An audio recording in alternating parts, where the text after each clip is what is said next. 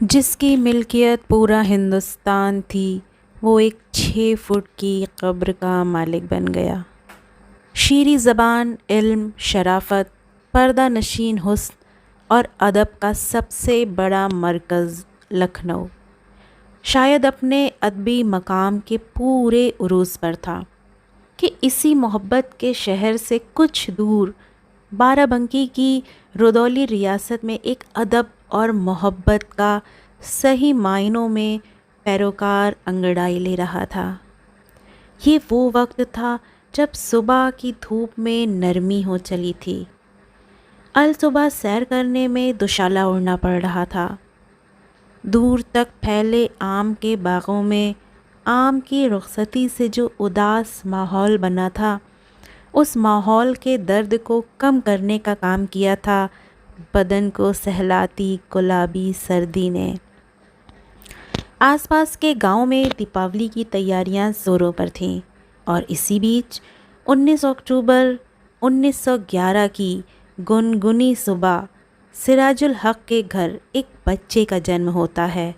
زمیندار پتا اور ممتا سے بھری ماں نے اس خوبصورت بچے کا نام اسرار رکھا، اسرار الحق۔ اپنے آس پاس کی زمینداری سے انجان اس معصوم بچے نے تھوڑا بڑی ہو کر جب کروٹ لی تو آس پاس زمینداری کا ماحول پایا، لیکن اسرار کے کومل من میں غریب مظلوموں کے لیے صرف محبت اور حمایت تھی۔ حالانکہ گھر کے پڑھے لکھے ماحول اور ترقی پسند خیالات نے اسرار کے اندر ایک ذہانت بھر دی۔ آگرہ شہر سے اپنی بنیاد میں شاعری کی پوری کائنات اکٹھا کیے اسرار جب علی گڑھ پہنچے تو علی گڑھ نے ان کے کانوں میں پھونک دیا کہ تمہارا مستقبل بنانے کا حق مجھے دیا جائے۔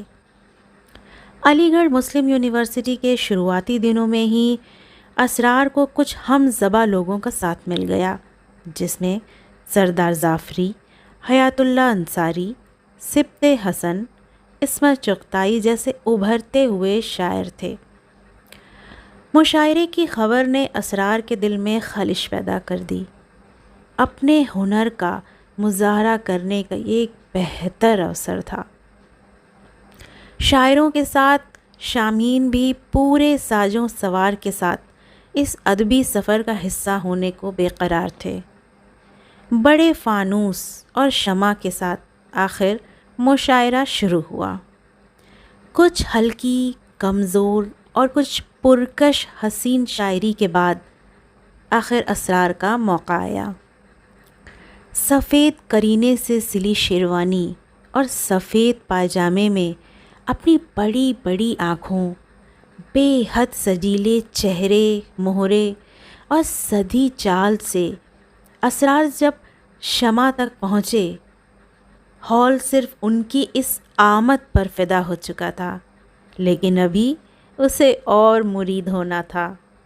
اپنی بے حد دلکش اور گہری آواز میں جب اسرار نے خوب پہچان لو اسرار ہوں میں، خوب پہچان لو اسرار ہوں میں، جن سے الفت کا طلبگار ہوں میں، عشق ہی عشق ہے دنیا میری، عشق ہی عشق ہے دنیا میری، فتنہ عقل سے بیزار ہوں میں، ایک لپکتا ہوں شعلہ ہوں میں، ایک چلتی ہوئی تلوار ہوں میں۔ سنائی دم بھر کو پورے ہال میں سناٹا چھا گیا۔ علی گڑھ یونیورسٹی میں اسرار الحق کا مجاز میں بدلنا یہ پہلا موقع تھا، اور اسی نے مجاز کے علی گڑھ آنے اور سب پر چھا جانے کا بڑا اعلان کر دیا۔ دیکھتے دیکھتے مجاز شہرت کی اس بلندی کو چھونے لگے جو شاید 21-22 سال کے نوجوان کے لیے خواب ہے۔ علی گڑھ یونیورسٹی کے گوشے گوشے میں اب مجاز کی چرچا ہو رہی تھی۔ کوئی مجاز کے بے حد اثردار شعر اور کوئی اشعار کی بات کرتا، کوئی ان کے قد، آواز کوئی آنکھیں اور خوبصورتی کی چرچا کرتا۔ یہ وہ دور تھا جب مجاز کے مت میں بدلنے کی شروعات ہو چکی تھی۔ گرلز کالج میں خاص طور پر مجاز کو جاننے، ان کا دیدار کرنے، ان کے شعر روبرو سننے کو ہر کوئی خواہش مند تھا۔ تعلیم کے اس سفر میں مجاز لکھنوی کی پہلی نظم کی کتاب آہنگ چھپ چکی تھی۔ اب مجاز صرف ایک طالب علم نہیں تھے بلکہ مشہور شاعر ہو چکے تھے۔ گرلز ہاسٹل کی لڑکیاں مجاز کی کتاب اپنے تکیے کے نیچے رکھ کے سوتی تھیں کہ کم از کم مجاز ان کے خواب کا ہم سفر بنے۔ علی گڑھ کے اس سفر میں ہی مجاز نے علی گڑھ یونیورسٹی کو وہ سوغات دی جو آج بھی یونیورسٹی کے ترانہ کے روپ میں مجاز کو علی گڑھ یونیورسٹی میں ہر روز زندہ کرتی ہے۔ یہ میرا چمن ہے، میرا چمن، یہ میرا چمن ہے، میرا چمن ہے، میں اپنے چمن کا بلبل ہوں، ہر آن یہاں صحبائے کہن ایک ساغرِ نو میں ڈھلتی ہے، ہر آن یہاں صحبائے کہن ایک ساغرِ نو میں ڈھلتی ہے، کلیوں سے حسن ٹپکتا ہے، پھولوں سے جوانی ٹپکتی ہے، جو تاک حرم میں روشن ہے، جو تاک حرم میں روشن ہے، وہ شمع یہاں بھی جلتی ہے، جو ابر یہاں سے اٹھے گا وہ سارے جہاں پر برسے گا، ہر جوء رواں پر برسے گا، ہر کوہ گرا پر برسے گا۔ یہ بالکل سچ ہے کہ مجاز کا ابر ہر جگہ برسا، فقط علی گڑھ یونیورسٹی ہی نہیں بلکہ پورا ہندوستان مجاز کی چمک سے چوندھ ہو رہا تھا۔ اپنے دور کے دوسرے شاعر سے بالکل جدا مجاز رومانی ہونے کے باوجود پریوں کی باتیں نہیں کرتے تھے۔ وہ اختر شیرانی یا دوسرے مشہور شاعروں کی طرح سلمیٰ، عذرا کی بات نہیں کرتے تھے، وہ اسی دنیا کی عورت کی بات کرتے تھے جو ان کی صاف ذہنی بہتری کی مثال تھیں۔ بتاؤں کیا تجھے اے ہم نشیں، بتاؤں کیا تجھے اے ہم نشیں، کس سے محبت ہے، میں جس دنیا میں رہتا ہوں، میں جس دنیا میں رہتا ہوں وہ اس دنیا کی عورت ہے، سراپا رنگ و بو ہے، پیکرِ حسن و لطافت ہے، سراپا رنگ و بو ہے، پیکرِ حسن و لطافت ہے، بہشتِ گوش ہوتی ہے گوہر افشانیاں اس کی۔ جہاں رومانی طبیعت کے مجاز اپنے دل اور پسند کو بے حد سلیقے سے آثار میں ڈھال رہے تھے، وہیں سیاسی سماجک حالات بھی ان سے اچھوتے نہیں تھے۔ یہ وہ دور تھا جب علی گڑھ اور لکھنؤ میں ترقی پسند تحریک کا زور پکڑ رہا تھا۔ مجاز اس کے فاؤنڈر ممبرز میں سے ایک تھے۔ سردار جعفری، ساحر لدھیانوی، جوش ملیحہ وادی سہت کئی بڑے شاعر اس موومنٹ کا حصہ بن رہے تھے۔ حالات کی نبض پر ہاتھ رکھتے ہوئے سیاست اور سطح کے ورودھ میں بول اریو دھرتی بول، بول اریو دھرتی بول، راج سنگھاسن ڈاواں ڈول لکھا۔ علی گڑھ اب چھوٹنے کو تھا لیکن تیور میں انقلابیت تھی۔ پھینک دے اے دوست، پھینک دے اے دوست، اب بھی پھینک دے اپنا رباب، اٹھنے ہی والا ہے کوئی دم میں، اٹھنے ہی والا ہے کوئی دم میں شور انقلاب۔ یہی نہیں، دنیاوی حالات پر لکھتے ہوئے مجاز نے کہا کہ بہت مشکل ہے دنیا کا سنورنا، تیری زلفوں کا پیچ و خم نہیں ہے۔ دلی نے مجاز کو ایک شادی شدہ مہیلا سے عشق ہو گیا لیکن انہیں شکست کا سامنا کرنا پڑا۔ دل کے ہاتھوں یہ شکست سہنے کا حوصلہ اور بڑا کلیجہ مجاز کے پاس نہیں تھا۔ اب مجاز نے پینی شروع کر دی، یا یوں کہیں کہ بے تحاشا پینی شروع کر دی۔ اب شام ڈوبنے کا بھی انتظار نہیں تھا۔ اپنے ساتھ ہوئی اس بے وفائی سے مجاز اس قدر ٹوٹے کہ وہ انتقام لینے لگے، لیکن محبت سے بھرا یہ معصوم شاعر زمانے سے تو انتقام نہیں لے سکتا تھا، چنانچہ وہ سارا انتقام خود سے لینے لگے۔ جاتے جاتے دلی کو مجاز یہ کہنے سے نہیں چوکے، رخصت دلی تیری محفل سے جاتا ہوں میں، رخصت دلی تیری محفل سے جاتا ہوں میں، نوحاگر جاتا ہوں میں، نالائے لب جاتا ہوں میں۔ اپنے ٹوٹے دل پر اپنوں کا مرہم لگانے کے لیے لکھنؤ معقول جگہ تھی۔ دلی اور محبت کی یاد ابھی مجاز کے دل سے نکلی نہیں تھی۔ پریشان پتا نے اپنے رسوخ کا استعمال کرتے مجاز کی دلی کی ایک لائبریری میں اسسٹنٹ لائبریرین کی نوکری لگوا دی۔ مجاز کو خود کی بربادی کا اچھی طرح سے پتہ تھا۔ انہوں نے لکھا ہے، میری بربادیوں کا ہم نشینوں، میری بربادیوں کا ہم نشینوں، تمہیں کیا خود مجھے بھی غم نہیں ہے۔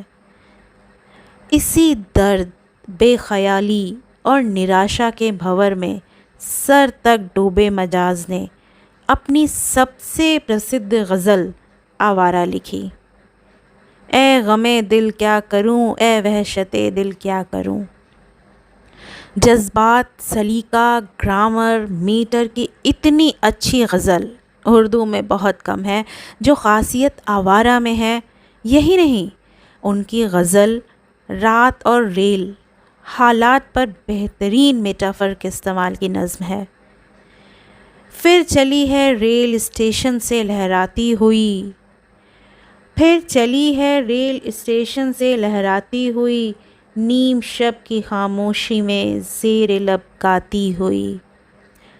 زندگی کی بہت سے مسائل کو ریل کے پرتیک میں اتنی ہنرمندی سے اردو شاعروں میں پہلے نہیں کہا گیا۔ دلی میں مجاز کا اب صرف استعمال ہو رہا تھا۔ اونچے گھرانے کے رئیس لوگ مجاز کو اپنی محفل میں بلاتے، ان سے غزلیں، ان کے زبردست فقرے سنتے، انہیں خوب شراب پلاتے، اور اب مجاز اور غزل سنانے کی حالت میں نہیں رہ جاتے تو انہیں یا تو بے سدھ حالات میں گھر پہنچا دیا جاتا یا کوٹھی کے کسی خالی کمرے میں بند کر دیا جاتا۔ اب تیزی سے شراب مجاز کو پیتی جا رہی تھی۔ مجاز کو اب بنا شراب کے ایک پل بھی نیند نہیں آتی۔ بچپن میں بھی دیر رات تک جاگنے کی وجہ سے گھر والوں نے ان کا نام جگن رکھ دیا تھا، لیکن اب مجاز صرف جگن بنا نشے کے سونے کا نام نہیں لیتا۔ رات بھر جگا رہتا اور خود سے باتیں کرتا۔ دوستوں کی لاکھ کوشش بھی مجاز کو بہتر نہیں کر پا رہی تھی۔ فیض احمد فیض سمیت سارے قریبی دوستوں نے مجاز کے کھان پان سے لے کر دوسری ذمہ داری سنبھال رکھی تھی، لیکن مجاز کو چاہیے وہ صرف شراب تھی۔ کھانا، پہننا یا باقی چیزوں کا مجاز کو کوئی ہوش نہ رہتا۔ ایسی حالات میں پھر وہی ہوا جو دوستوں کا ڈر تھا۔